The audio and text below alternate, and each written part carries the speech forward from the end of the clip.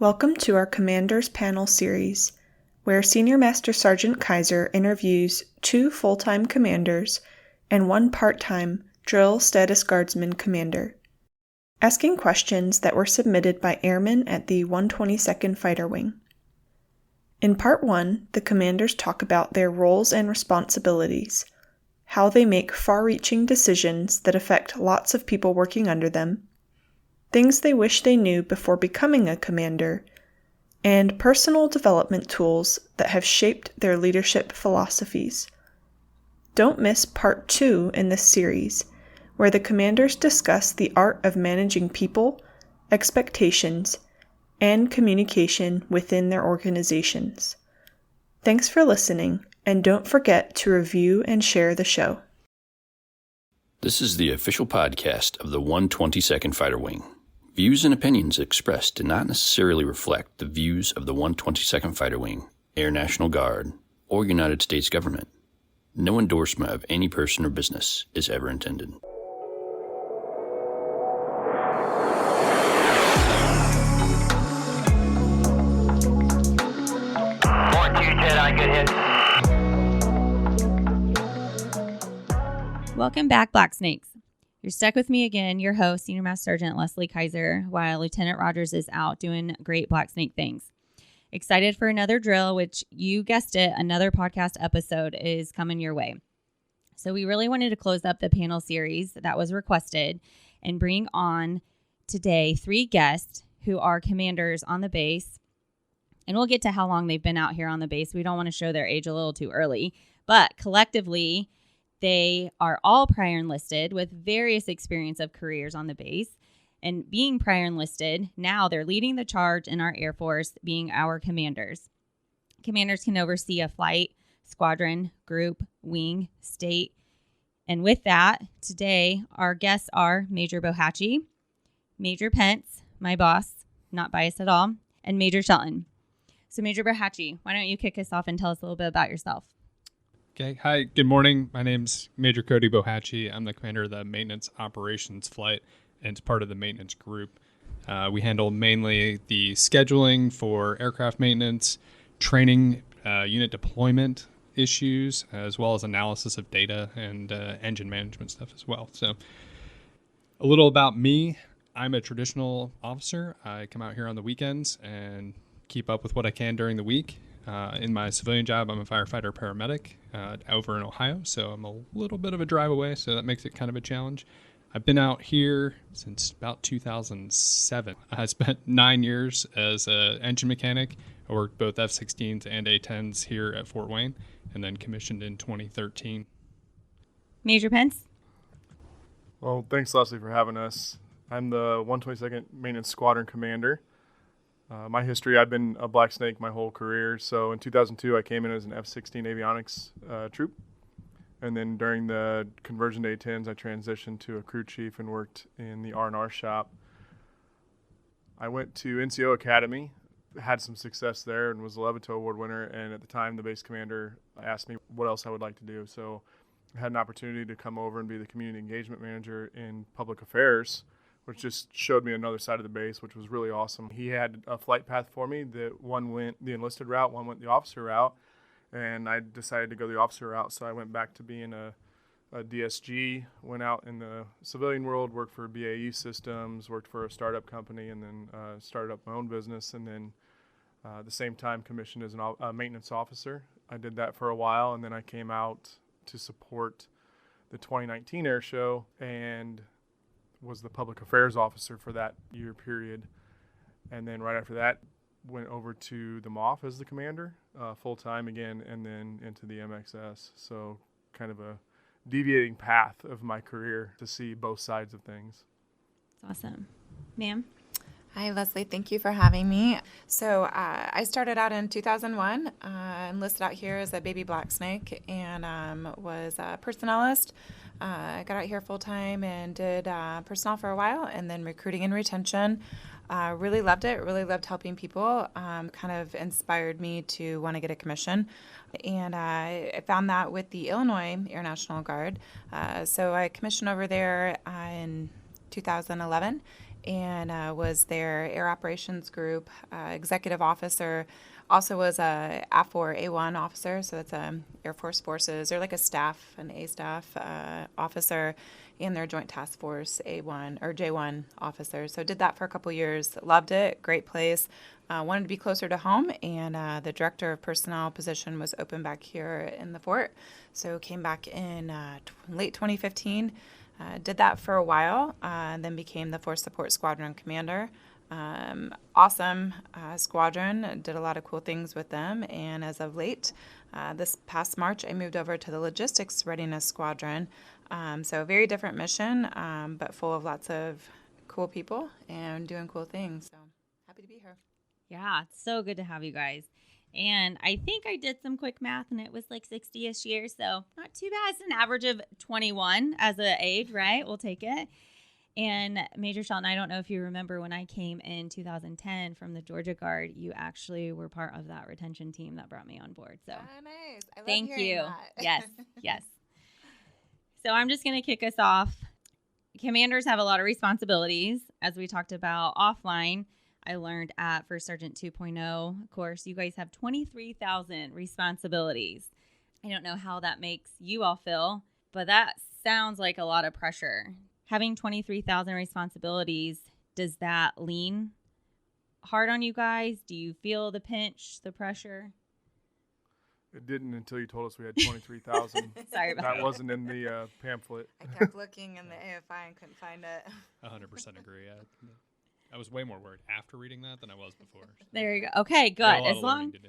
As long as we got that out of the way for you guys. So in that responsibility and that charge you guys are entrusted with, the AFI, our Air Force instruction 1-2, is what really drives home the commander's position. Can you guys kind of tell us a little bit about that AFI and what we can take from that? Air Force Instruction 1-2, that was handed to me when I first started as a commander. It's a very short instruction, but I feel like it's very helpful in help guiding a new commander. It basically explains your 4 different responsibilities that you have. Basically how we design the way that we inspect and the way that we format our units now. That's the way that the Air Force is leading. Executing the mission, leading the people, managing resources, and improving the unit. Those 4 areas, they seem very broad. There's lots of things that fall underneath that. I know for me, that's where I look at as I get ready to prep for my weekends, and talking with my airmen as we're looking at what things are we doing to fit in those different areas.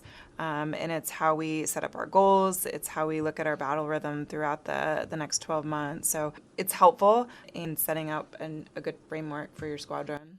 Yeah. I think it was shocking that how short that AFI was the first time you see it, but then when you look at everything that is built into how we operate day to day, it does fall within one of those categories. So we have built-in programs, we have built-in operations and procedures that lead us to meeting those requirements. And then I find that you can kind of shift every once in a while to this one is important at this point in time, so we need to put effort towards this, and not that any of them are not important, but you try to keep them all in the back of your mind as you're making decisions. But going forward, you may have to focus on one area or another based on where your squadron's at the time. Major Bohatchee, how would you define improve the unit? There's some gray area, but ethically or at your standard and the Air Force standard, how would you define that? Really, it comes down to like what Major Pence was just talking about. That balance of choosing which of those things is important at the time really kind of defines the direction that we need to go, whether that be people, equipment, money, assets, whatever that looks like, and what direction we need to push towards is kind of how we set up the decision-making process. I know specifically like for the maintenance group, when we sit down and look at our goals, they're all based specifically on those areas with the intent of looking at where our shortfalls are and how do we improve those and what that looks like. And it's kind of a ripple effect, right? You guys don't operate alone as a lone wolf out there trying to figure it out on your own. You have a team, and once those higher goals are established, you guys can kind of go from there. What does a squadron or flight commander, how do they get mentored and more leadership knowledge? Are you just thrown into the role I mean, you're selected, you're boarded, right? Like there's the officialness of it, but how does that ongoing mentorship continue? In some ways, yes. I mean, you go from not being a commander to a commander on day one, and there are expectations that come with that. And there's mentorship prior to that you should be able to kind of step in and at least know where to find things or who to go to. Frankly, I would not get anywhere without the people I have that work for me and I work for. I go to them all the time with things and advice, and it's too much to manage by myself. We talked about 23,000 things, probably at least 22,500 of them I might not even know about. So I've got to go to somebody else for those answers to figure that out. So knowing who those people are and using those is really kind of the key to success in probably any job out here. Sure. Good job on your 500 accomplishments. I'm not sure it's even 500, Frank. Would you guys like to add anything? Honestly, as a commander, this is probably the position where I've had the most mentoring. Once you get started in there, you're right, you're kind of thrown into it, and you look around and you're like, okay, who can help me? Your fellow commanders, your fellow peers on the base, so like squadron commanders, we help each other. I don't think people know how often we call each other, like, hey, I'm dealing with this new situation. Have you seen anything like that? Yeah, usually somewhere out here we've had some sort of experience where we can at least help guide each other to get on the right path to then make decisions. But then you get mentorship from your senior leaders, from our group commanders, our wing commander, and that's all very valuable because of the experience they've had. And then the mentorship comes up through the enlisted ranks, and I know that my chiefs mentor me on a daily basis, making sure that my decision making is always taken in the enlisted perspective and the understanding that of how it's going to impact the squadron realistically. It may look good, as like an ideal, but it may not be realistic in it. So they do a really great job of mentoring me to make sure that these are realistic expectations. Sure.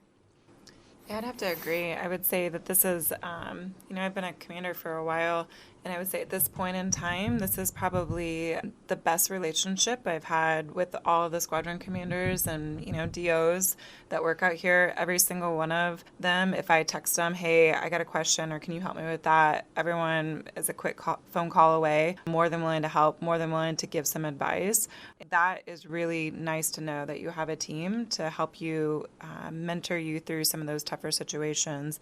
I do think it's really important to get mentorship, obviously, also from our enlisted force. I've had a lot of tough conversations with chiefs that, I want honest feedback, and so they do, and they provide that because a lot of times, most of the time they've been in that squadron longer than you have, so they're able to give you that expert advice and also some of that insight from the airmen. What goes through your mind when you're making these huge decisions? You've got inspection, resources, mission, improving the unit, which is, all people are in those. How do you guys navigate those thought processes? Do they keep you up at night? I try to think when I'm looking at a big decision, like, what's the impact of this 12 months from now, 5 years from now? I feel like that's really important as a commander to take that step back and look at, hey, this decision, has this immediate impact. We're all going to see that. But what's the impact of, funding this training or funding, some equipment buys and different things? Like, is this going to help us long term to go and do that? Or, maybe moving full-time resources for a different shop. Maybe it might hurt this one shop for a little bit, but long term, is this better for the squadron? So there are times, it does keep you up a little bit, and you think about it. Is that the right decision? Was it not the right decision? And I think that's where, every time I've hired a chief, I've always told him when I'm running a squadron, it's a 50-50 relationship. I need him or her to be very transparent with me, and we run this together, because these decisions, I may be gone and they may be stuck with whatever those decisions are. And it's important for us, because we're not in the moment, in the thick of it, to be looking ahead when we make those decisions. Right.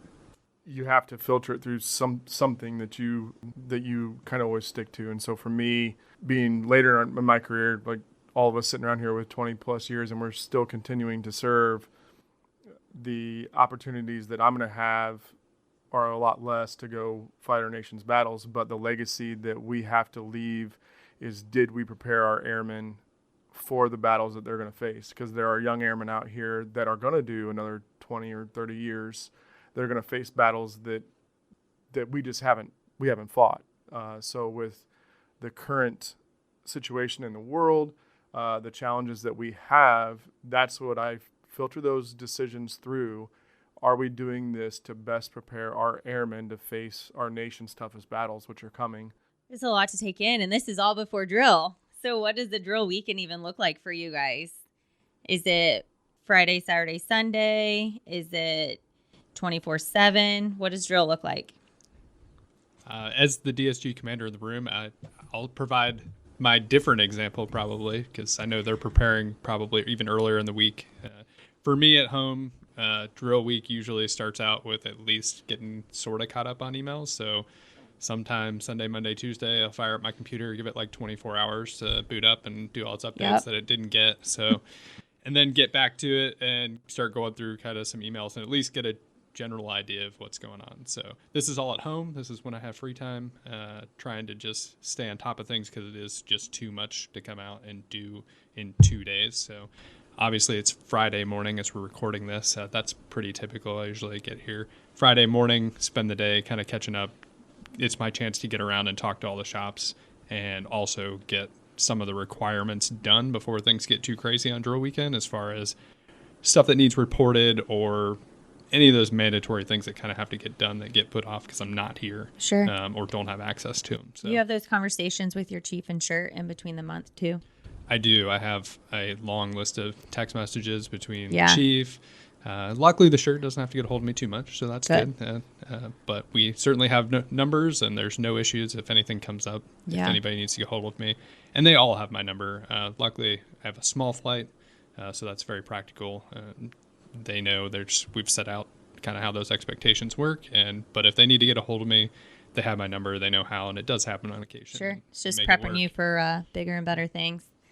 For our full-time force, what does that look like for you guys? I feel like drill week, it's kind of the week before the big football game. So, you're doing all the things, getting everyone around. I feel like Tuesday afternoon is when it starts to get busy because we start doing our group meetings on Wednesdays. Thursday, we have our squadron meetings. Friday, do a chief and shirt sync. And then we hit the ground running on Saturday. I always tell my folks on Thursday when we do our pre-RSD, the point of us being out here full time is to make things, is to get things ready for our drill weekend. We're here to organize, train, and equip our drill status guardsmen. And so if you're not here doing those things, we need to be thinking of that. So, what training do you have arranged? What appointments do you need to make sure that they get to? So then that way, when they get here and they do the, 15 reboots of their computer, they already are ready to go with a set agenda for the weekend of training. They feel prepared. They feel ready to go. So then they can max out their 16 hours that they get here with us and get caught up. Thank you for saying how our full-timers support DSGs. I think it's a two-way street, though. How do DSG support our full-timers? What's amazing is when our DSG team shows up, they show up with all the other skills that they bring from the outside. I mean, I have a first sergeant that works in the medical field out there, and so like your skills, your decision-making, all the stuff that you do on a normal basis can get applied here and provide a different perspective that we may not look at because we get in the routine of a day-to-day and trying to prepare and go into all the meetings that we got to go to and all that stuff. So bringing those outside perspectives are really good. Our DSG staff, they show up with energy, enthusiasm. They show up ready to learn, and that's amazing. That's even DSGs that have served for 10, 15 years still show up willing and ready to learn all the time.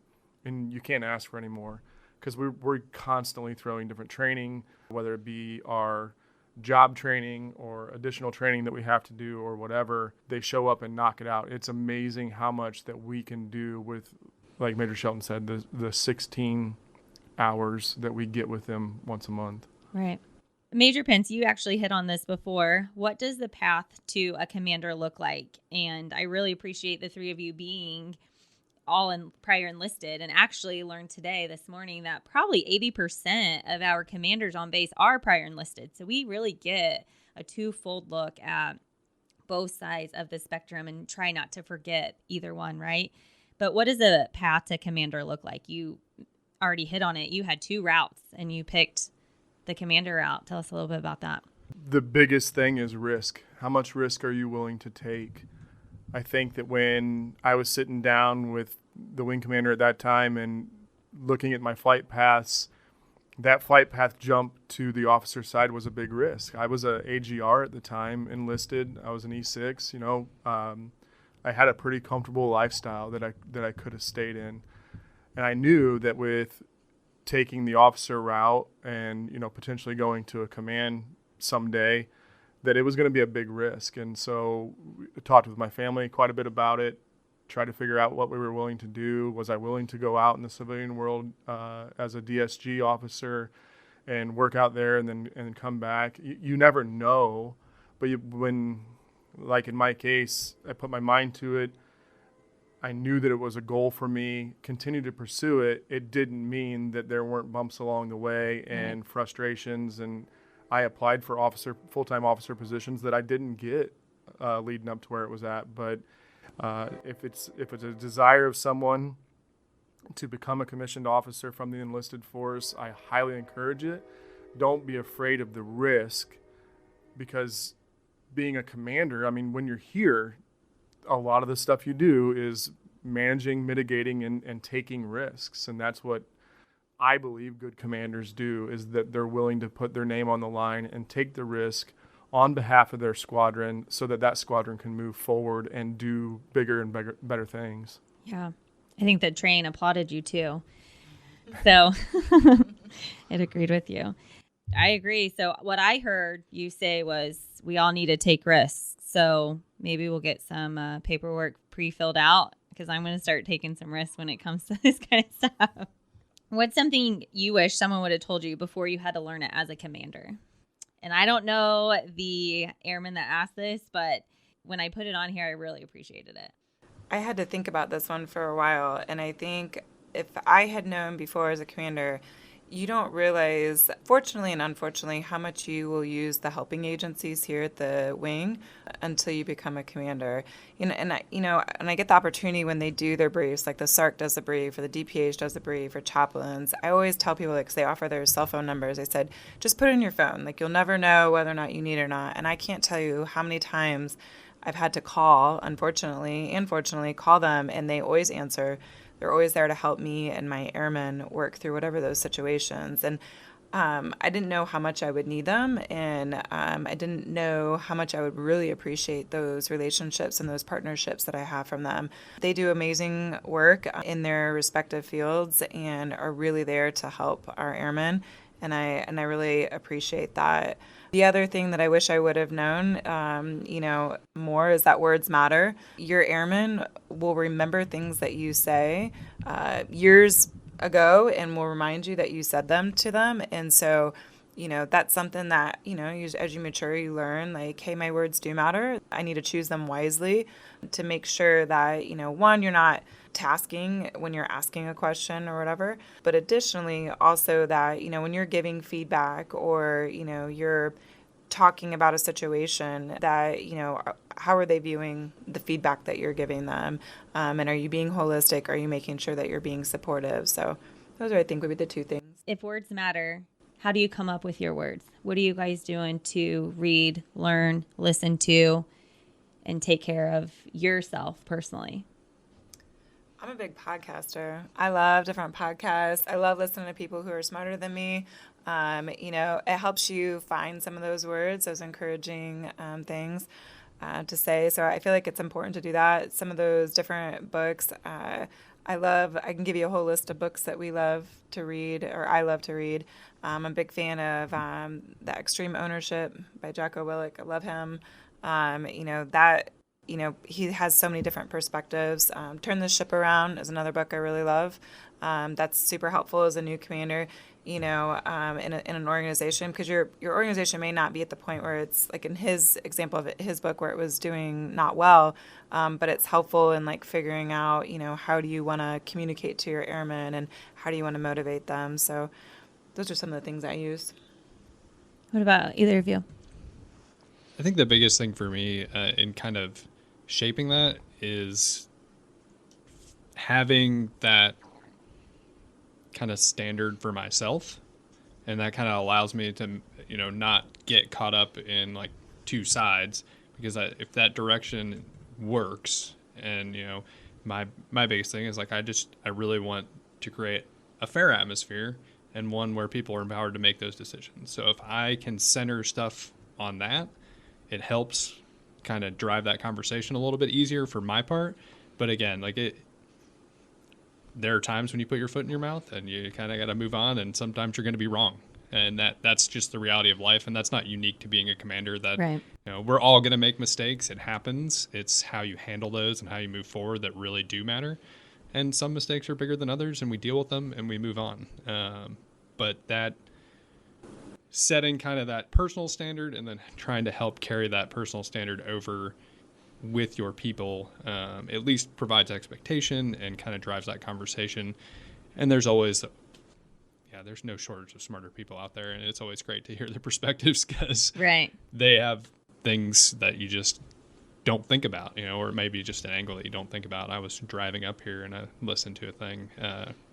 I was listening to like YouTube in the background. I was not watching it, just to be clear. But if you want like a super short summation of like kind of leadership and the military specifically, like there is a YouTube video. It's the true story behind Leaders Eat Last. It's only 15 minutes. So if you don't want to listen to the 9.5 hour book, like that'll give you a really good primer to what it is and kind of why.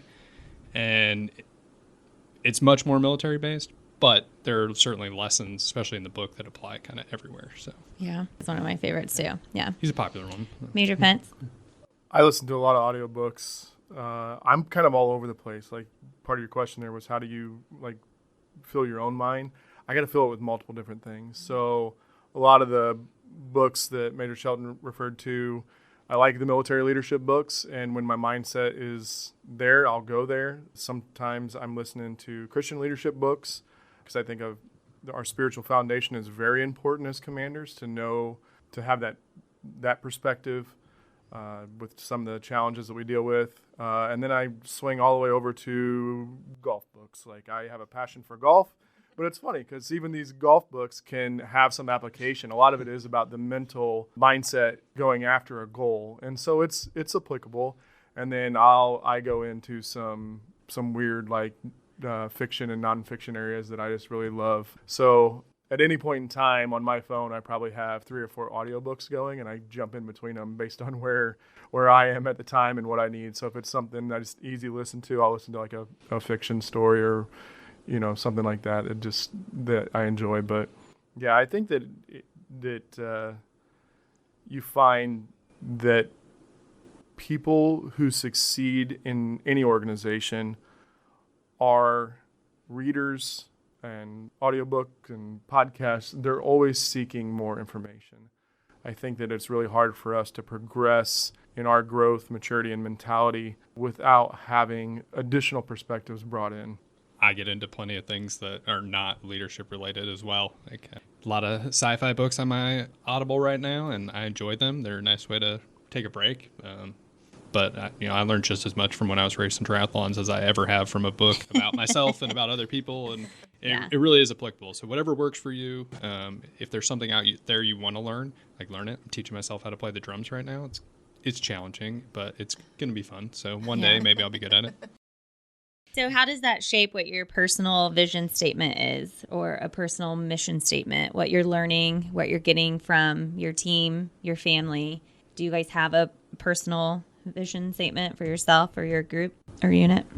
I definitely do for our unit. I was sitting there thinking about a personal vision statement. I think I bought this sign that's been in my office for a couple years now, which is create the things you wish existed. And I would say that probably encapsulates a lot of what I try to do both personally and professionally within our organization. If it's not there, then what do we need to do to get to that? And I kind of when we created our goals within my new squadron, where did we want to be? And that was one of the things I talked about with the chiefs and the flight chiefs.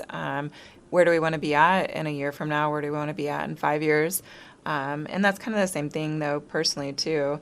Where do I want to be at in a year? Where do I want to be at in 5 years? Yeah, I definitely have a vision statement for the squadron. I kind of alluded to it earlier, but I want our airmen to be the most prepared they can be to fight our nation's toughest battles. So that's where we're at for the squadron. Personally, I don't have a personal vision statement, but I just went through some training that was really cool that talked about an I am statement.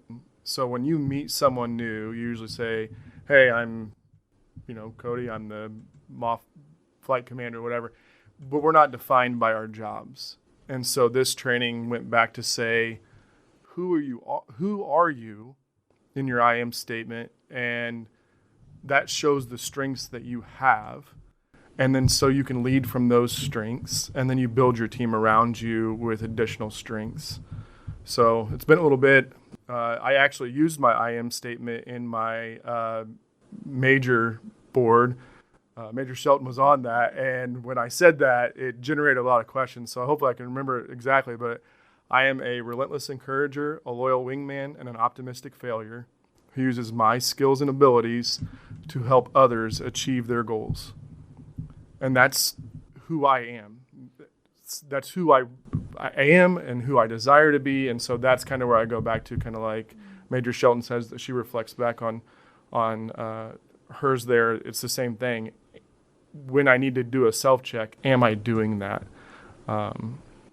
So I thought that was an interesting perspective on that. And I use that probably more as the basis of where I try to come from with everything that I do than just like a vision statement.